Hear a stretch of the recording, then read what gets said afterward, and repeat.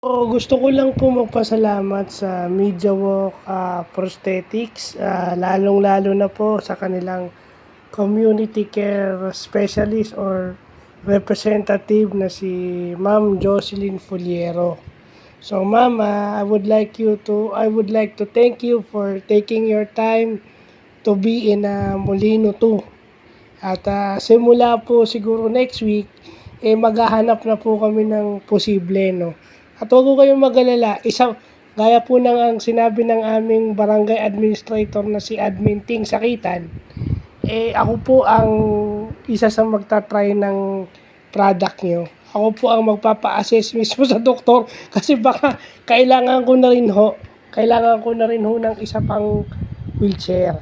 Kailangan ko na rin po yan. Hindi ko alam kung whether motorized or kung yung wheelchair na okay lang po. Basta importante meron. At saka hindi rin natin masabi, baka kailangan na rin ho ng mother ko dahil medyo matanda na ho. Baka kailangan din ng kapatid ko, di pwede nilang mahirap. Yun lang ho. Maraming salamat po sa MediaWalk at sila po ay napadayo o nagpunta pa magmula sa Cainta ata, no? Sila ho si Ma'am Jocelyn po ang in charge dito sa Cavite area and the Rizal area.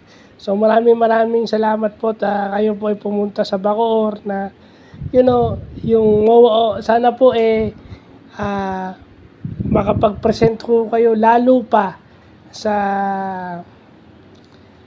hindi lang ho kasi nakapag-present na kayo sa amin. So sana nawa po yung buong 46 na natitira kasama na kami kami willing din naman mag-participate din ho makapag-present din ho kayo sa kanila, and I find your product line very effective kasi halos lahat meron covered, no?